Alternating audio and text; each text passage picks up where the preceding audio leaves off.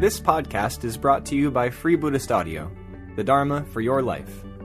Our work is funded entirely by donations from our generous listeners. If you would like to help us keep this free, make a contribution at freebuddhistaudio.com/donate. Thank you, and happy listening. Yes, so I was asked to give a talk on this particular parable from the White Lotus Sutra, which is sometimes called the jewel and the drunkard, or the jewel in the garment. What I'm trying to do is give a talk a bit more broadly about jewel symbolism. So, starting more personally, I was ordained in 1988 by Bhante Sangharakshita. I was ordained on the 11th of June, 1988. And on the day before my private ordination, I had quite a vivid vision in my meditation.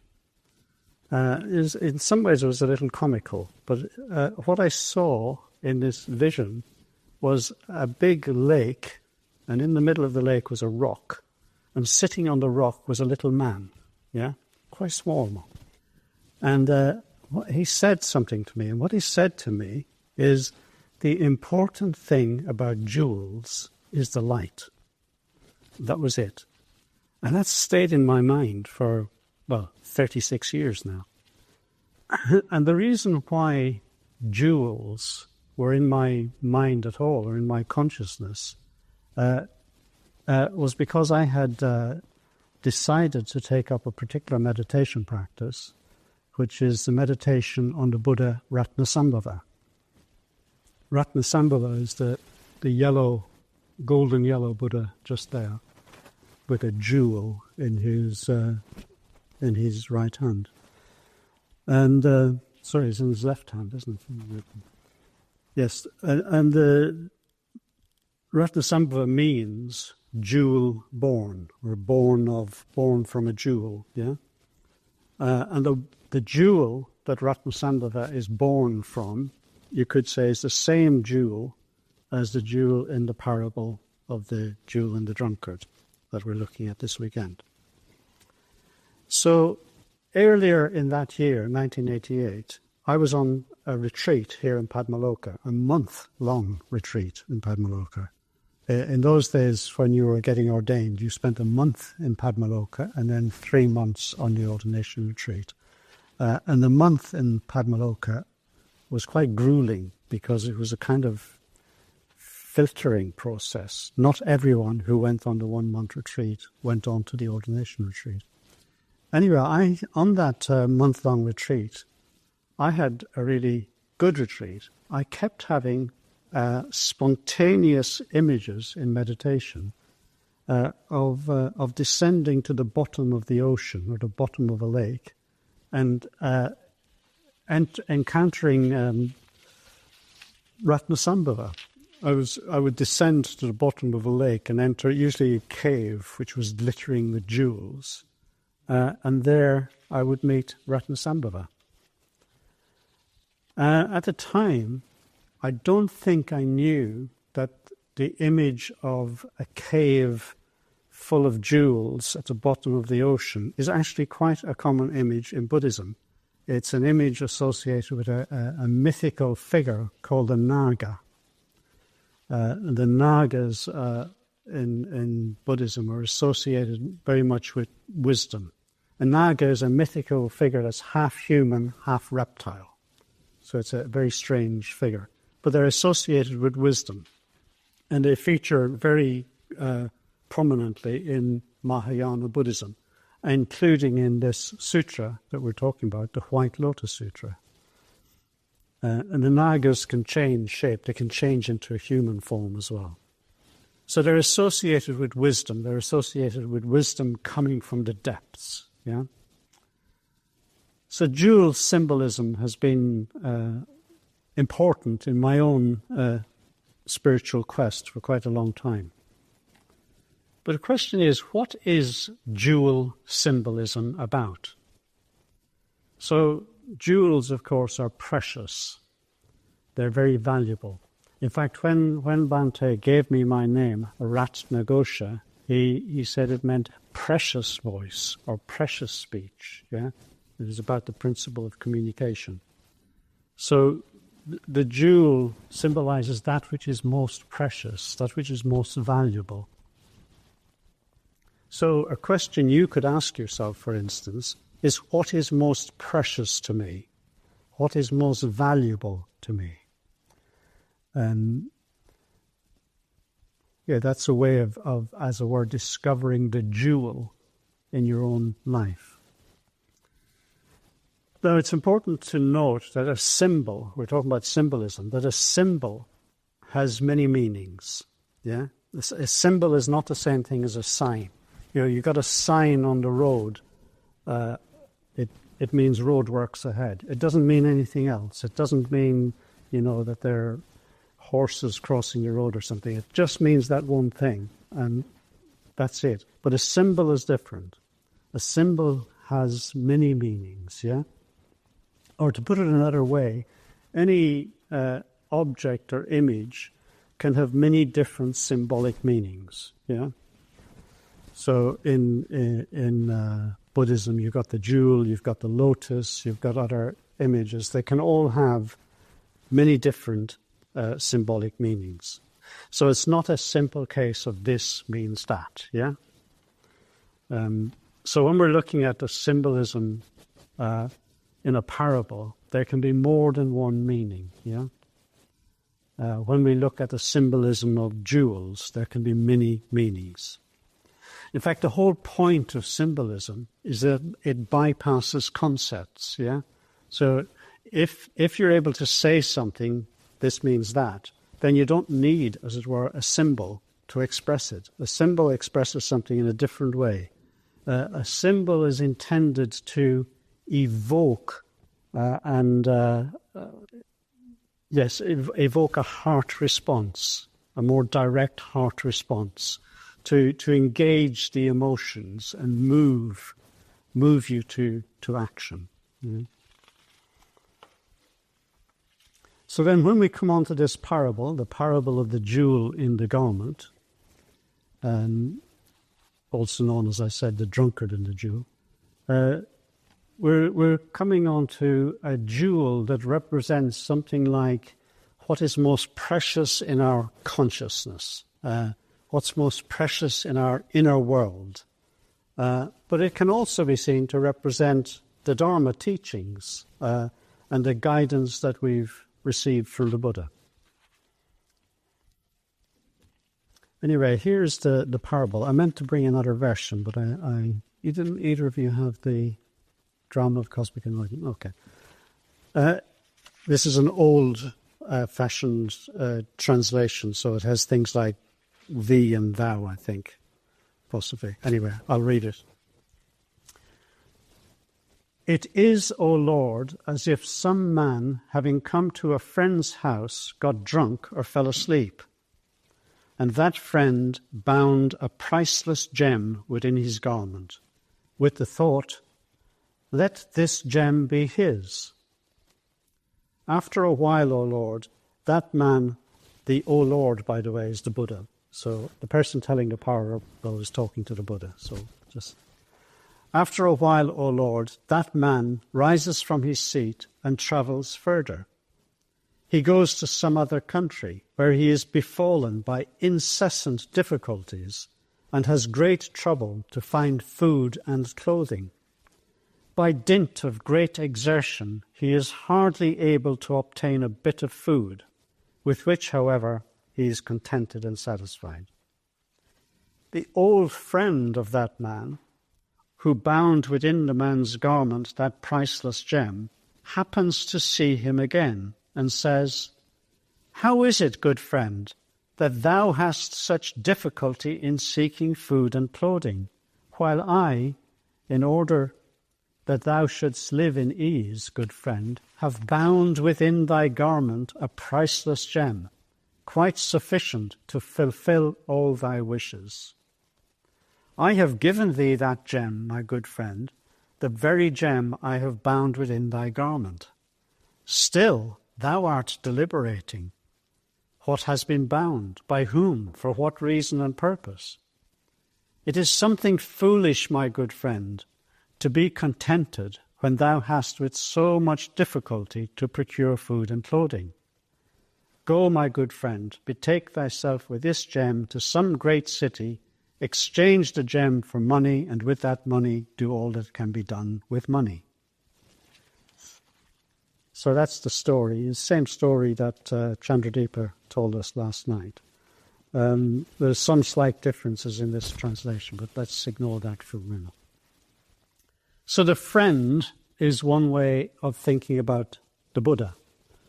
The Buddha refers to himself in the early Buddhist scriptures. He refers to himself as the good friend, as the Kalyana Mitra, as a spiritual friend. In fact, he says that spiritual friendship is the whole of the spiritual life, and he talks about himself being the good friend.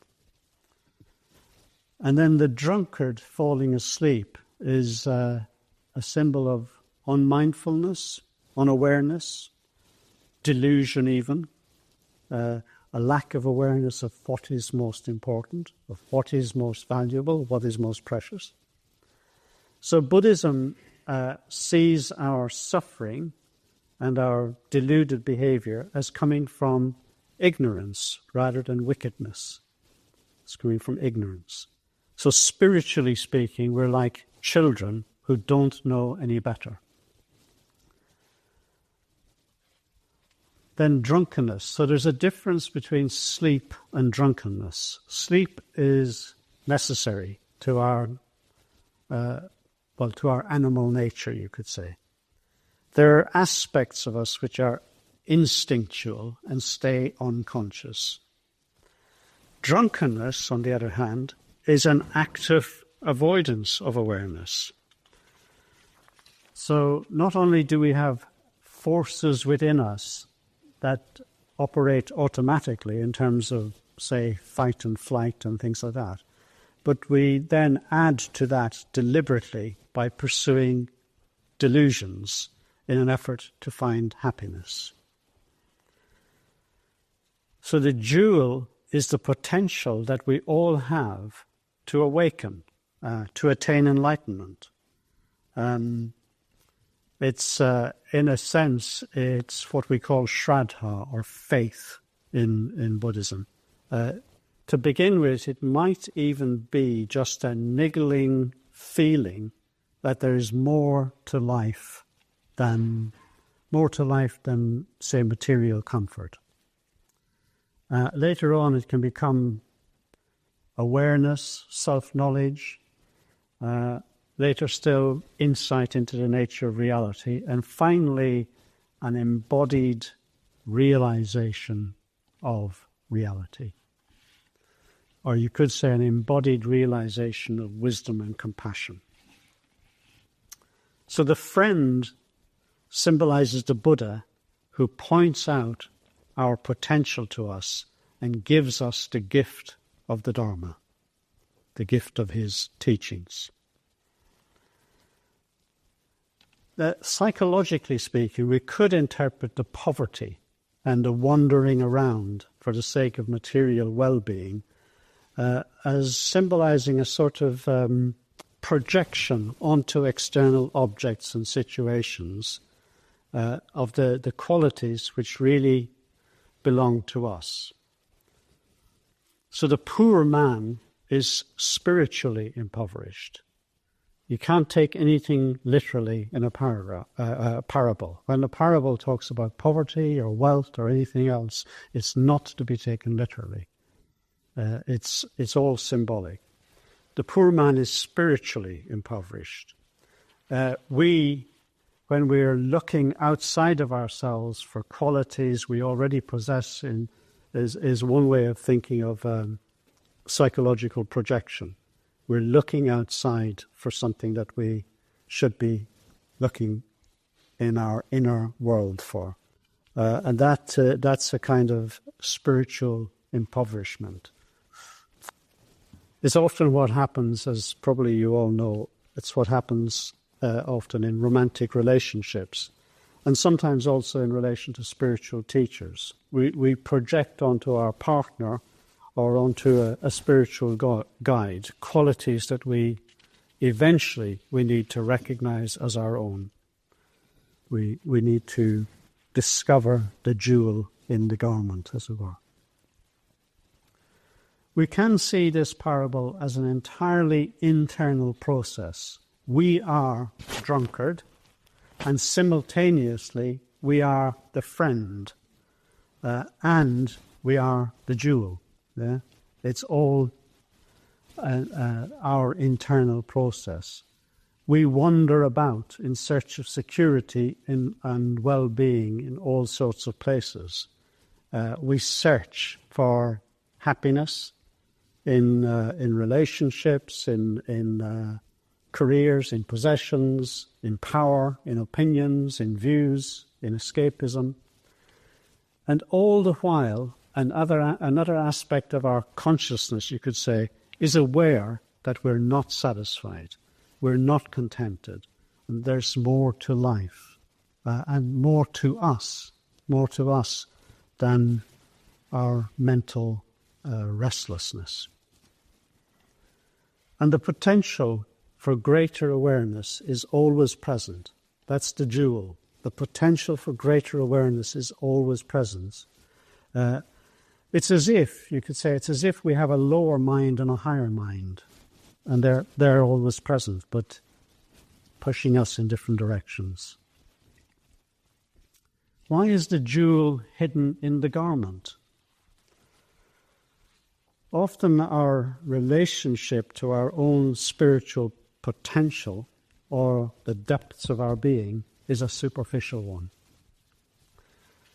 The jewel is something that has to be brought into the light of awareness, and then it can be seen for its true value.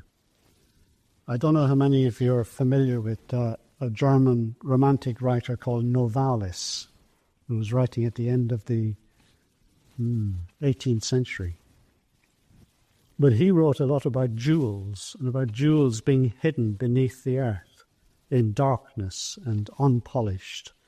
And for him, the jewels, I think, were a symbol of the mind that could be so much more. So spiritual jewels, you could say, need to be mined through meditation, ethics, through receptivity to teachings, and so on. And the jewels need to be brought out into the light and shared with others, not hoarded. Yeah. So that of course reminds us of the jewel of compassion. We were chanting the Avalokiteshvara mantra last night. We've got that little rupa on the shrine. Avalokiteshvara's palms are enclosing the jewel of compassion. So the jewel held to the heart of Avalokiteshvara, who is the bodhisattva of compassion.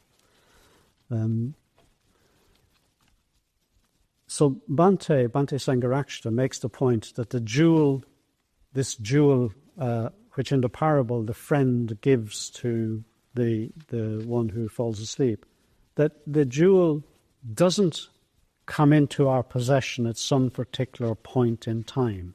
It's always there. So again, parables are not to be taken literally. Parables are, as it were, outside of time. The jewel is our deepest, true nature. It's what makes us truly human. So the potential to become more and more aware, to become more loving, more kind, that's what is most valuable. And to, as it were, fully activate our humanity means fully activating our potential for greater awareness and for greater love.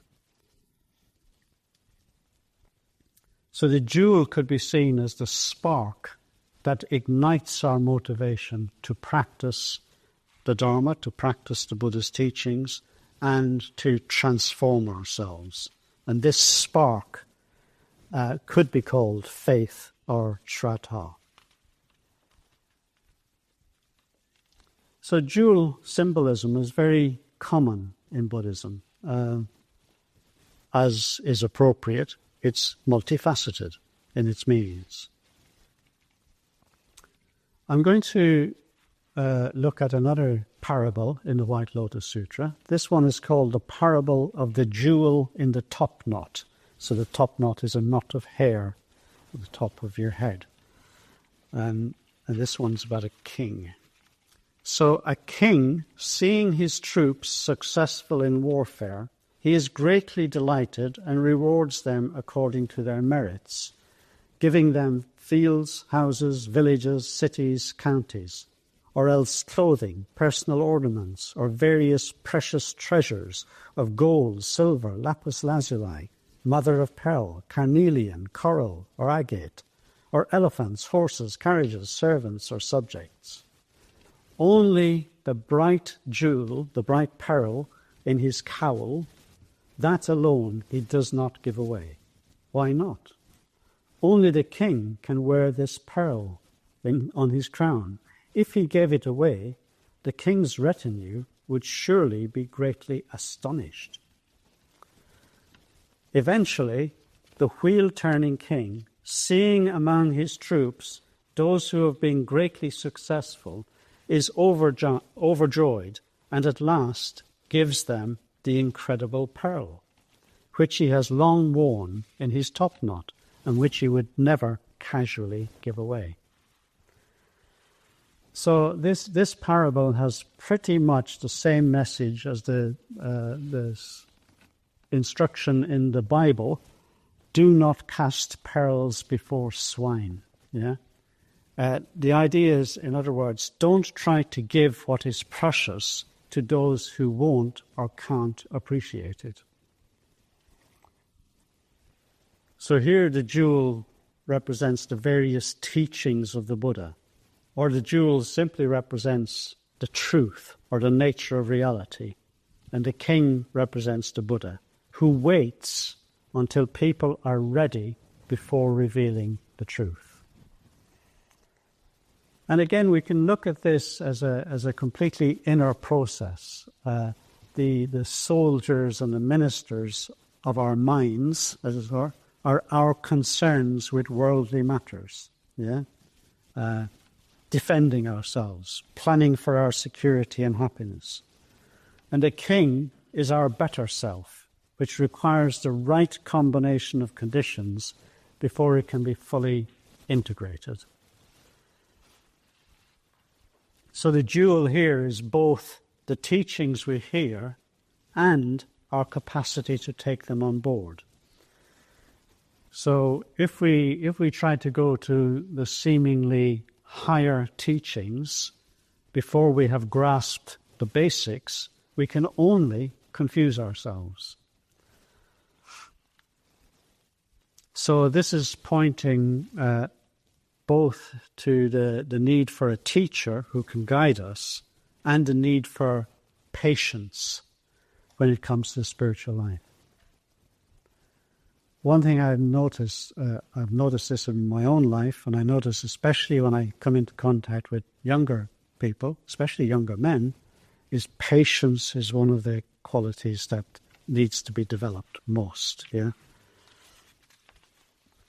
it's almost like being a young man, you're by definition impatient. Mm-hmm. Maybe some of you are not quite young enough to be still impatient. So if we don't have a teacher or some guidance, we may mistake jewels for gravel, or we may mistake gravel for jewels. Yeah, we may be inclined to overvalue what is not valuable and undervalue that which is really valuable, really precious. So both of these jewels, the jewel of our potential and the jewel of deeper meanings in life, can be revealed to us. Well, they can be revealed to us quite suddenly as a result of maybe some misfortune, or maybe some kind of mystical experience, or some combination of circumstances. But however we are initially motivated, however we initially find a spiritual path or whatever, we still need then to learn about the path and how to practice and how to grow in awareness and loving kindness. So this is what is meant sometimes by vision and transformation. The vision of life's spiritual purpose or meaning may come to us somehow, but the transformation will require effort from us. So that's the effort to be receptive, and the effort to understand, and the effort to practice what we learn. And the lotus symbolizes this process of growth and transformation. Growth and transformation as a result of practicing ethics, meditation, and wisdom. Now, more jewels in the White Lotus Sutra. The third appearance of the jewel in the White Lotus Sutra is when a young Naga princess. So I've mentioned the Nagas. The Nagas are these mythical creatures who live at the bottom of the ocean with huge mounds of jewels in their caves. So a young Naga princess rises up from beneath the sea and makes an offering of a jewel to the Buddha.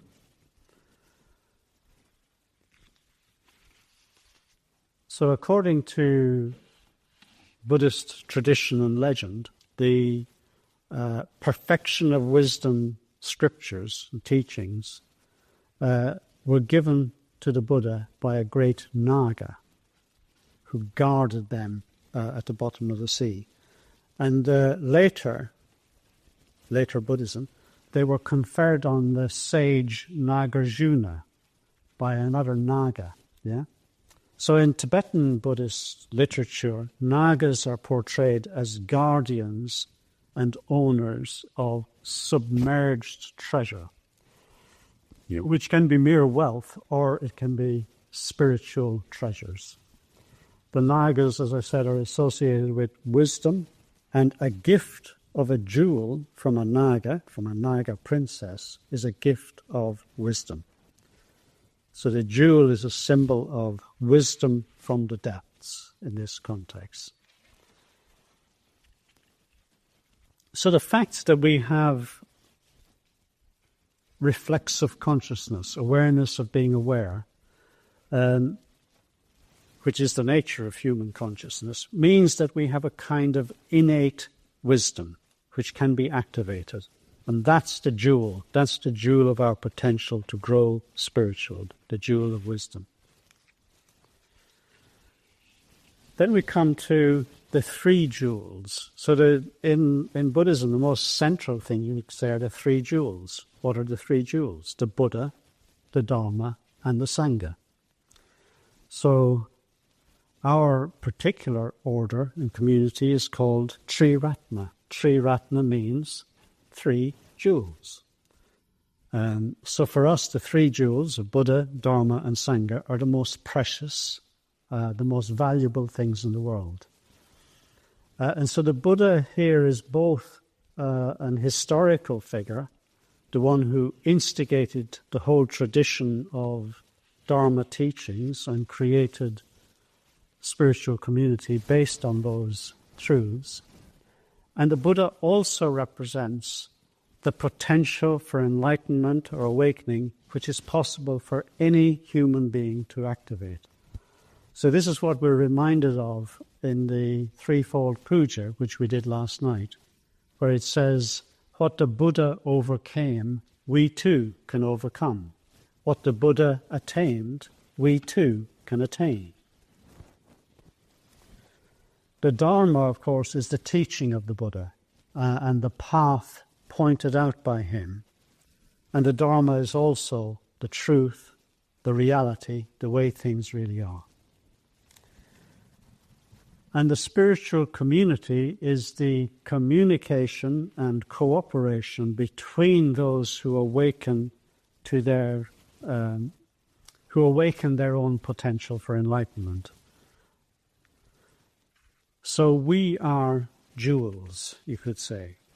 And if we are exposed to the light of the Buddha and the Dharma, our inner light shines through, and through the true value of our precious humanity can be seen more clearly.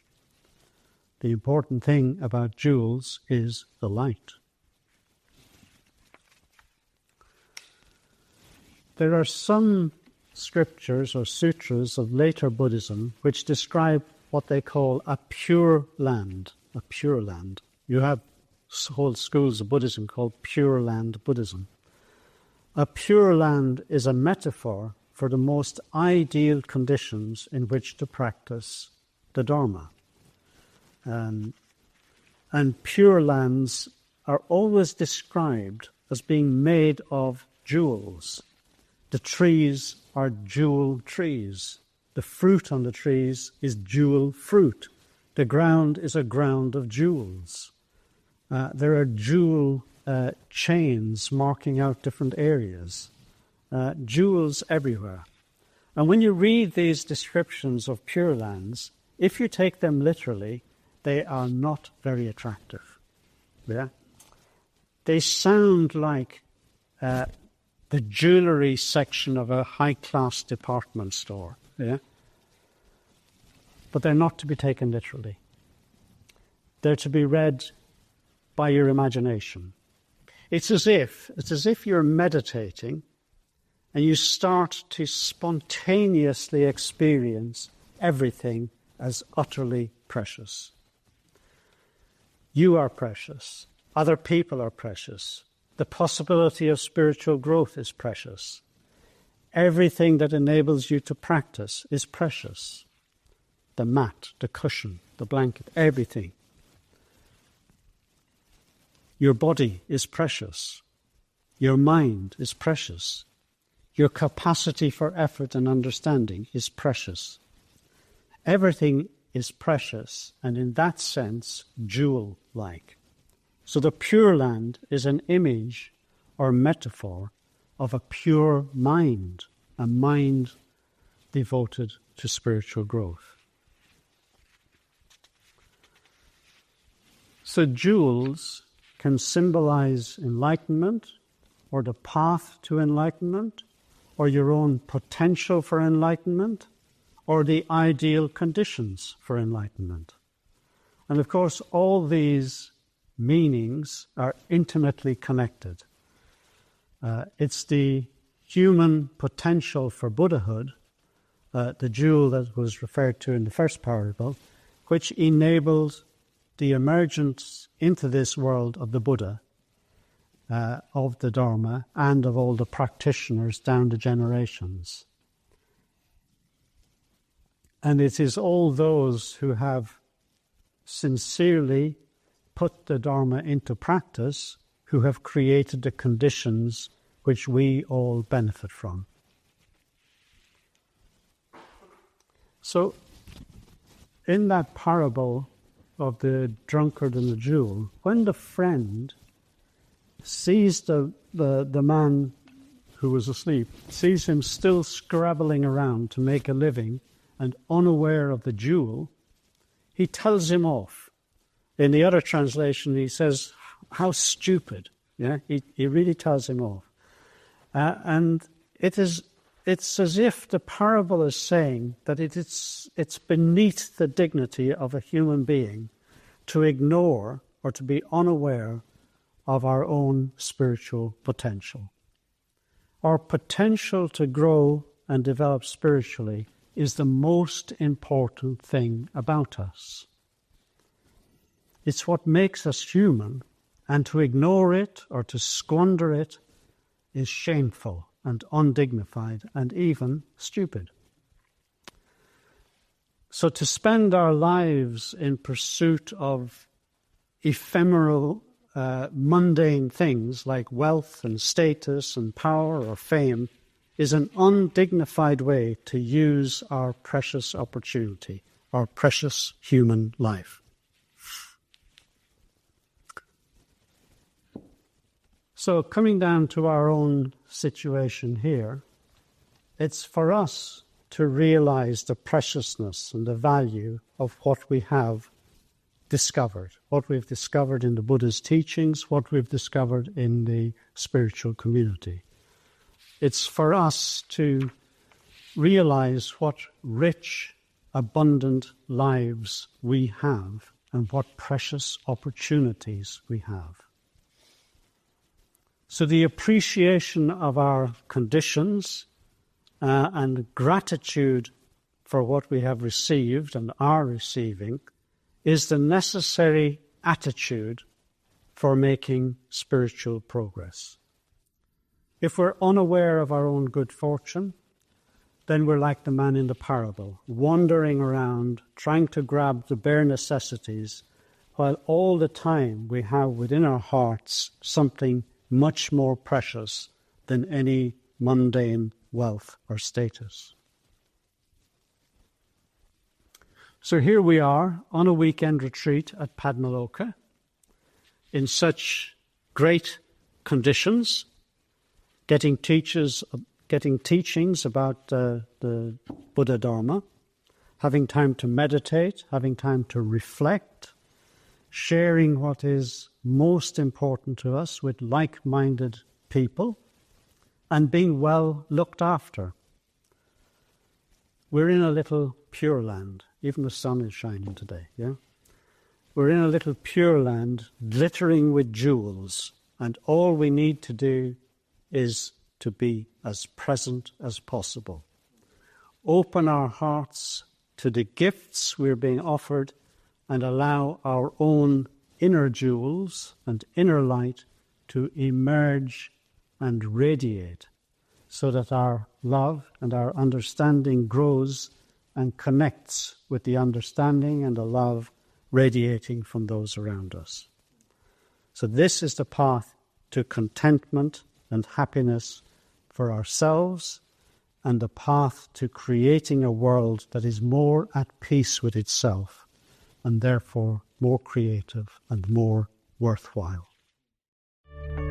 We hope you enjoyed this week's podcast. Please help us keep this free. Make a contribution at freebuddhistaudio.com/donate. And thank you